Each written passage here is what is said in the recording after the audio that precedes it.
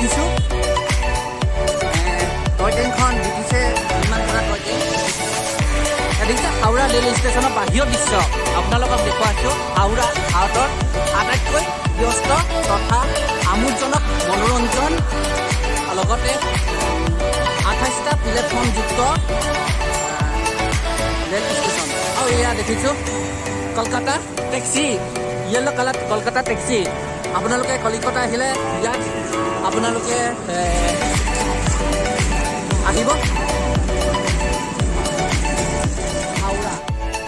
হাওৰা বাহিৰৰ দৃশ্য আৰু লগতে হাওৰা ব্ৰিজ, হাওৰা ব্ৰিজ আছে আৰু এয়া আছে হাওৰা, আৰু লগতে আছে হুগলী নদী তথা গংগা নদী। সেয়া মই এতিয়া উপস্থিত হ'লোঁ ভাৰতৰ আটাইতকৈ বেছি ঘন জনবসতিপূৰ্ণ মহানগৰ কলিকতা। দেখিছে হাওৰা, সেয়া দেখিছে হাওৰা, সেয়া দেখিছে মই একেবাৰে ওচৰত। এয়া হাওৰা ব্ৰিজ, ভাৰতৰ প্ৰথম ওলমি থকা লোহা ব্ৰিজ, যিখন ব্ৰিজ পৃথিৱীৰ লগতে সমগ্ৰ বিশ্বই জানে। ইয়াৰ এক কাহিনী আছে। কাহিনীটো হৈছে যে যেতিয়া মানুহ এজনে এই ব্ৰিজখনলৈ এখন নক্সা আঁকিছিলে, নক্সা মানে ডেমো আঁকিছিলে, যিটো ড্ৰয়িং বুলি ক'ব পাৰি। আৰু সেই হুগলী নদীৰ ওপৰত এনেকুৱা এখন ব্ৰিজ লাগে বুলি পৰিকল্পনা লৈছিলে। সেই পৰিকল্পনা লওঁতে ব্ৰিটিছে সেই মানুহজনক চিনি পালে আৰু সেই চিনি পোৱাৰ পিছত তেওঁক মৰা ভাবুকি দিছিলে, হত্যা কৰিছিলে, হত্যা কৰা ভাবুকি দিছিলে। কিন্তু সেই সুযোগতে মানুহজনে গম পালে আৰু সেই মানুহজনে চাবিটো আজি পৰ্যন্ত এতিয়ালৈকে আৰু এই সময়লৈকে চাবিটো বিচাৰি পোৱা নাই। আৰু সেই চাবিটো এক ঘড়ীৰ লগত ঘড়ীৰ লগত এক মেচিন ঘড়ী, যোনটো ঘড়ী সেই ঘড়ীৰ লগত হেৰি কৰি থৈছে, সংযুক্ত কৰি থৈছে। কিয়নো এই ঘড়ীটো পাইছে কিন্তু চাবিটো এতিয়াও পোৱা নাই আৰু ই এক ৰহস্যময় হৈ পৰিছে। আৰু জানিব পৰা মতে ৰাতি 12টা বজাত নাইবা দিনৰ 12টা বজাত অলপ সময় কাৰণে দলংখন অহা যোৱা কৰা বন্ধ কৰে। এয়া হৈছে Howrah bridge.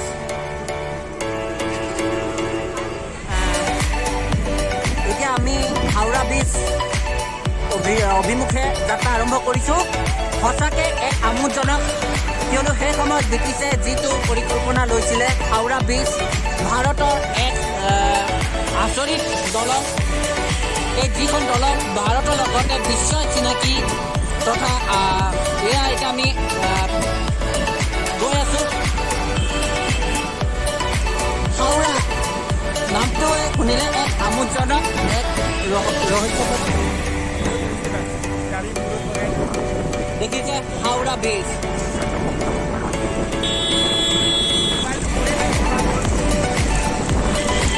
Wow, very beautiful place of India at Kolkata, Howrah Bridge. এয়া হৈছে হুগলী নদী, ভাৰতৰ আটাইতকৈ দীঘল তথা আটাইতকৈ পবিত্ৰ নদী, যিখন কোৱা হয় গংগা। আৰু ইয়াত পশ্চিমবংগত নাম দিয়া হৈছে হুগলী নদী।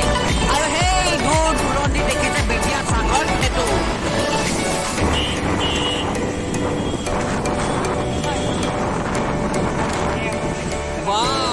দেখিছে হাওৰা।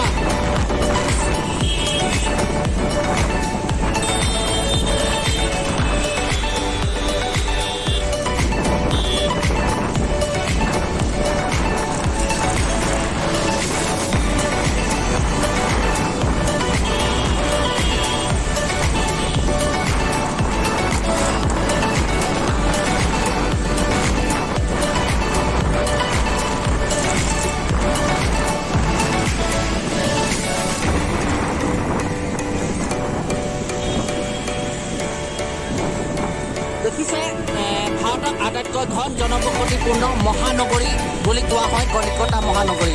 সঁচাকৈ 10 লাখ জনসংখ্যাৰে ভৰপূৰ কলিকতা, তাতকৈ বেছি বুলিও ক'ব নোৱাৰি।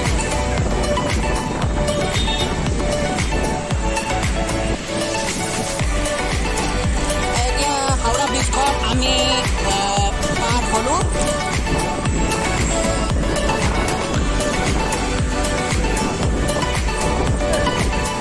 এক ভাবিব নোৱাৰা এক পৰিকল্পনা আছিল হাওৰা। মোৰ লগত দুজন বন্ধু গৈছে, এই আগৰজন ৰাজু, পিছৰজন মধুৰ বুলি কয়, আচলতে তেওঁৰ নামটো লক্ষ্যজিৎ। এতিয়া আপোনালোকক কিমান পাৰোঁ কিমান সম্ভৱ কৰিছোঁ। 1911 চনত আগতে ভাৰতৰ প্ৰথমখন ৰাজধানী বুলি কোৱা হয় কলকাতা মহানগৰী। অসমৰ তথা উত্তৰ পূৰ্বাঞ্চলৰ বিশিষ্ট ব্যক্তি তথা গুণীমানী ব্যক্তি যেনে ডক্টৰ ভূপেন হাজৰিকা, ডক্টৰ জ্যোতিপ্ৰসাদ আগৰৱালা, বিষ্ণুৰাম মেধি, বিষ্ণুপ্ৰসাদ ৰাভা, তাৰপিছত গোপীনাথ বৰদলৈ বা অনেক আহিছিলে। তেওঁলোকৰ সাহিত্যিক চিত্ৰকলা, ভাস্কৰ্য, ঐতিহ্য, চিনেমা, বোলছবি আৰু ডক্টৰ জ্যোতিপ্ৰসাদ আগৰৱালাই 1935 চনত যি 1935 চনত এই অসমৰ প্ৰথম বোলছবি বুলি কোৱা হয়। সেই প্ৰথম বোলছবি শ্বুটিং, যিটো মানে শ্বুটিং বুলি ক'ব পাৰি, সেই শ্বুটিং তেওঁ ইয়াতে শিকিছিলে। আৰু বাংলা বোলছবি প্ৰথম জোঁৱাইটো তেওঁ অভিনয় কৰিছিলে বুলি জনা যায়। আৰু লগতে বাংলা ছবি নিৰ্মাণ কৰা প্ৰেমখেদ বৰুৱাৰ লগতো তেওঁ বহুতো অভিনয় কৰিছিলে। এয়া এতিয়া আমি কলিকতা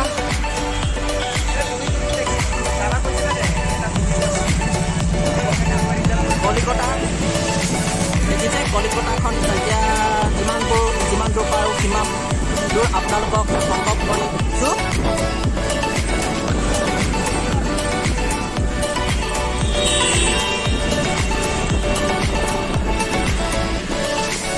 এয়া হৈছে কলিকতা মহানগৰ।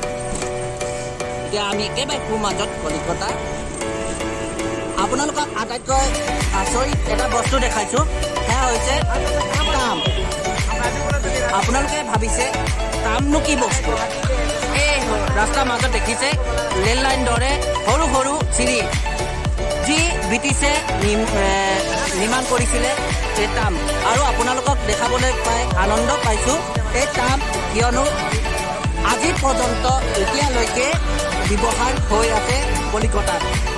দেখিছে ৰাস্তাৰ মাজত ট্ৰাম,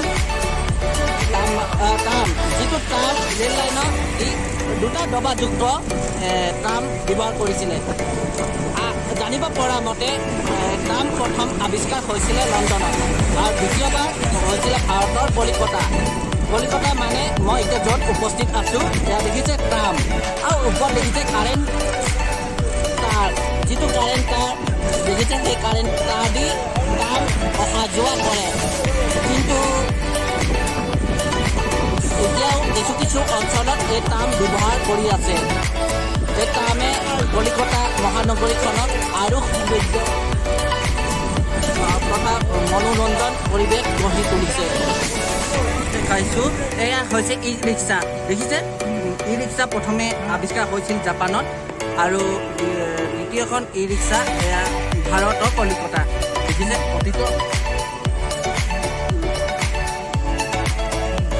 অতীতত যি ই ৰিক্সা দেখিছে, ডাঙৰ ডাঙৰ চকা এই ৰিক্সা এতিয়াও ভাৰতৰ কলিকতাত জনপ্ৰিয়তা হৈ আছে। সেই ঐতিহ্য বা সেয়া দেখিছে এজনে ই ৰিক্সা ড্ৰাইভাৰ বুলি ক'ব পাৰি। সেই ই ৰিক্সাজনৰ তেওঁ চলোৱাৰ কাৰণে ব্যৱস্থা কৰি আছে।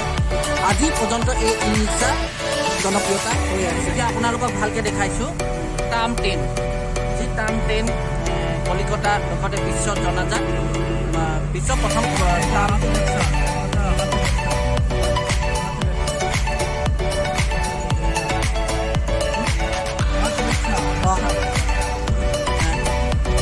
ৰাস্তাৰ মাজত কেতিয়াবা ৰেল লাইন ভাবি আপোনালোকে আচৰিত পাইছে। এয়া হৈছে কলিকতা মহানগৰী। ট্ৰাম ট্ৰেইনৰ যি ঐতিহ্য, ট্ৰাম ট্ৰেইনৰ যি জনপ্ৰিয়তা, এই জনপ্ৰিয়তা এতিয়াও কলিকতাৰ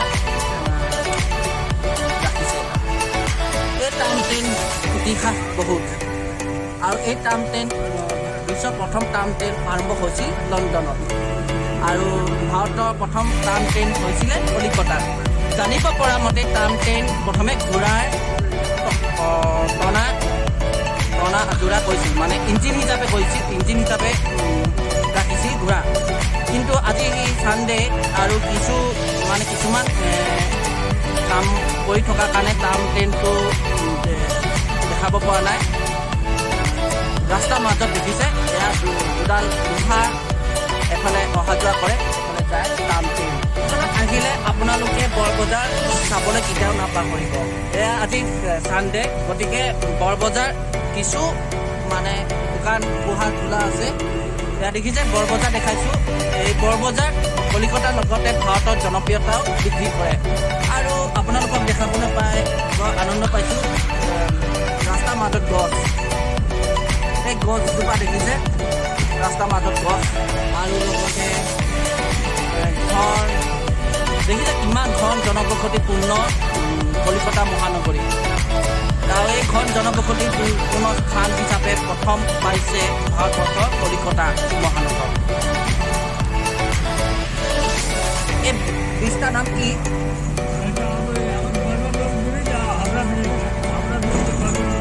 মদন বন তেওঁ কৈছে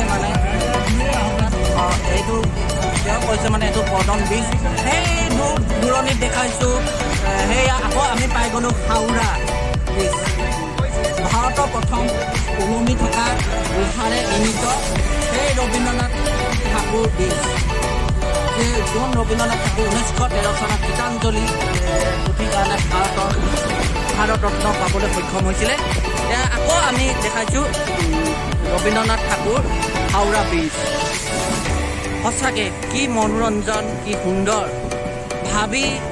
ভাবিও আচৰিত যেন লাগিছে মোৰ কিয়নো এনেকুৱা দৃশ্য আৰু ভৱিষ্যতে পাম নে নাপাম নেজানো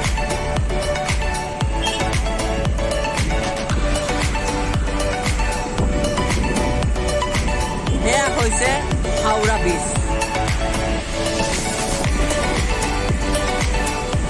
হুগলী নদীৰ ওপৰত নিৰ্মিত একমাত্ৰ ভাৰতৰ প্ৰথম ওলমি থকা দলংখনে হৈছে হাওৰা ব্ৰিজ দেখিছে হুগলী নদীত প্ৰকাণ্ড জাহাজ আহিছে জানিব পৰা মতে এই জাহাজবোৰ গংগা নদী হৈ বাংলাদেশলৈ জাহাজ অহা যোৱা কৰে আৰু এই দেখিছে যে যি নিৰ্মাণ কৰিলে কলিকতা 1911 চনৰ আগৰখিনি কথা কৈছোঁ যে তেতিয়া ব্ৰিটিছৰ মূল লক্ষ্য আছিলে ইষ্ট ইণ্ডিয়া কোম্পানী যোনটো ইষ্ট ইণ্ডিয়া কোম্পানী স্থাপন কৰিছিলে ভাৰতত যি উদ্যোগ তথা বাণিজ্য লগতে সাহিত্যিক কলা সংস্কৃতি সকলো দিশতে যি পৰিকল্পনা লৈছিলে ইষ্ট ইণ্ডিয়া কোম্পানী আৰু ভিক্টোৰিয়া ষ্টেডিয়ামো আছে তাত তেওঁলোকে ৰাজপ্ৰসাদ বুলি ক'ব পাৰি যিসকলে লণ্ডনৰ পৰা আহি তাত ৰাজা মহাৰাজাসকলে তাত জিৰণি লৈছিলে আৱাস আছিলে আৰু দেখিছে কলিকতাখন হাওৰা মূল কেন্দ্ৰ একেবাৰে হৃদপিণ্ড বুলি ক'ব পাৰি এই হৃদপিণ্ডত মই এতিয়া উপস্থিত হৈছোঁ আৰু আপোনালোকক দেখুৱাইছোঁ হাওৰা যি বিশ্বৰ লগতে ভাৰতৰ আটাইতকৈ জনপ্ৰিয়তা আটাইতকৈ এক মিনিটৰ মূৰে জানিব পৰা মতে লাখ যাত্ৰী লাখ জনতা নিজ ইচ্ছামতে নিজস্ব বৈশিষ্ট্য তেওঁলোকে নিজ ঘৰলৈ বা অন্যান্য প্ৰান্তলৈ যায় সেয়া দেখাইছোঁ সেয়া হৈছে হাওৰা আৰু এইফালে এটা সাহিত্যিক দেখিছোঁ সাহিত্যিক নে বুৰঞ্জী মই অনুমান কৰিব পৰা নাই Howrah welcome to Howrah municipal corporation town দেখাইছোঁ এতিয়া ট্ৰেফিক জাম হৈ আছে হালধীয়া এম্বেচাডৰ ঐতিহ্য তথা বৈশিষ্ট্য যি জনপ্ৰিয়তা অটুট ৰাখিছে এম্বেচাডৰ যি পুৰণা মডেল যোনটো কথা কৈছোঁ সেই মডেলটো বন্ধ হৈ গৈছিলে কোম্পানীয়ে বন্ধ কৰি দিছিলে সেই মডেলটো জীয়াই ৰাখিবলৈ এতিয়াও এম্বেচাডৰ হালধীয়া এম্বেচাডৰ বুলি ক'লে কলিকতা বুলি ক'ব পাৰি এতিয়া এইফালে বিভিন্ন ৰাস্তা দেখাইছোঁ হাওৰা ষ্টেচন চক বজাৰ পৰা বৰ বজাৰ পৰা ধৰ্মনগৰ পৰা আৰম্ভ কৰি বিধাননগৰ পৰা আৰম্ভ কৰি নৈচাটিৰ পৰা আৰম্ভ কৰি দমদম এয়াৰপৰ্ট দি আৰম্ভ কৰি অন্যান্য বিভিন্ন ৰাস্তা দি আমি এতিয়া গৈ আছোঁ আৰু আপোনালোকক যিমান পাৰোঁ সিমান আপোনালোকক দেখাবলৈ চেষ্টা কৰিম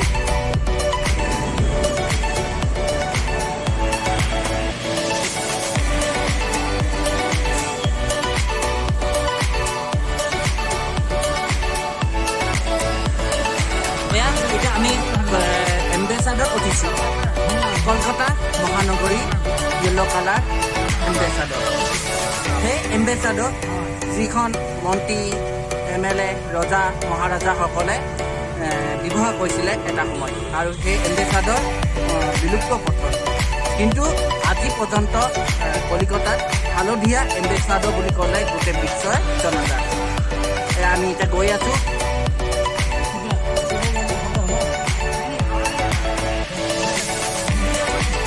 এতিয়া আমি গৈ আছোঁ বিবি গাংগুলী ষ্ট'ৰ আৰু দেখিছে বেলুমঠ হাওৰা ধৰ্মতলা লগতে বহুত ধৰণৰ জেগা ইয়াত আছে এতিয়া আমি ধৰ্মতলাৰ পৰা গৈ আছোঁ দেখিছে হালধীয়া এম্বেচাডৰ আজি পিছে বহুত গৰম কিয়নো ইমান গৰমে সহ্যই কৰিব পৰা নাই এয়া দেখিছে কলিকতা মহানগৰী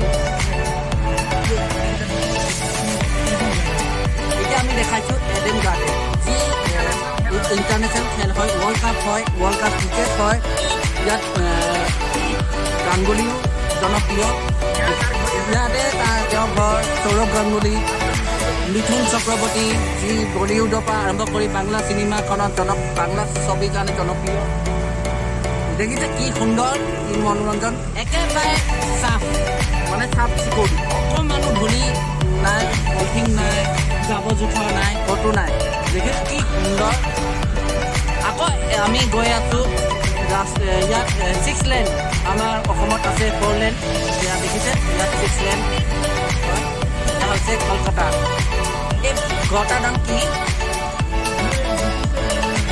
আৰু এটা দেখাইছোঁ আপোনালোকক এই ৰাজ্যপাল ঘৰ পশ্চিমবংগৰ ৰাজ্যপাল আৰু সেইটো ব্ৰিটিছে নিৰ্মাণ কৰি থৈ গৈছিলে ঘৰটো দেখিছে LIC দেখিছে এক্সপ্লেনেড ৰোড বুলি কোৱা হয় আকৌ একেটা দেখাইছোঁ আপোনাক যোনটো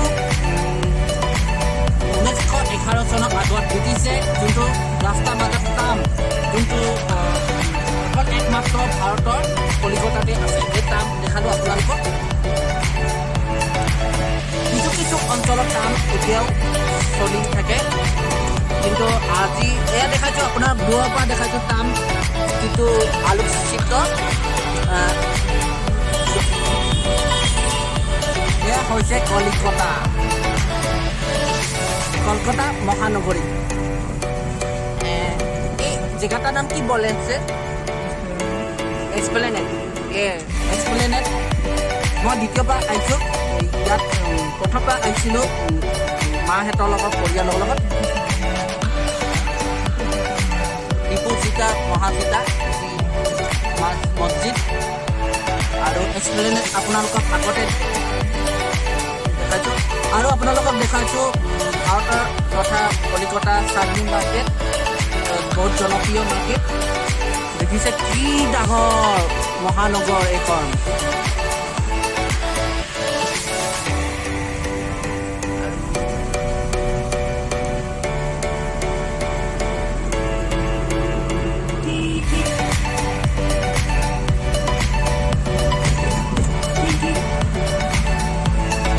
দেখাইছোঁ মিটাৰ, যিটো মিটাৰ ভাড়া নিৰ্ধাৰণ কৰে কিমান কিলোমিটাৰ আপোনালোকে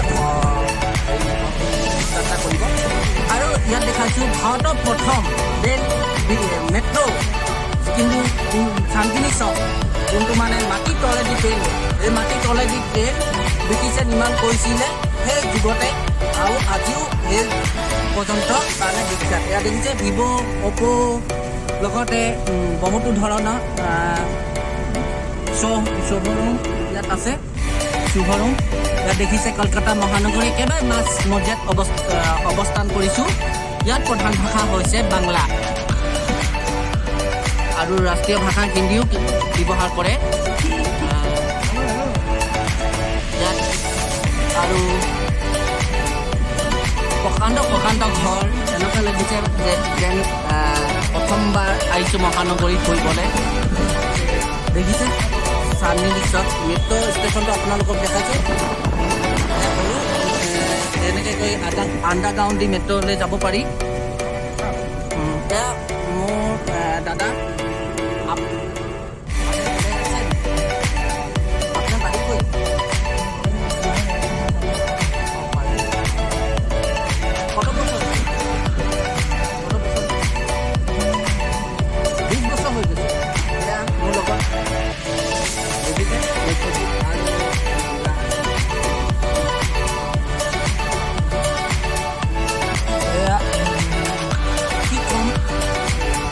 বুজাব পৰা নাই।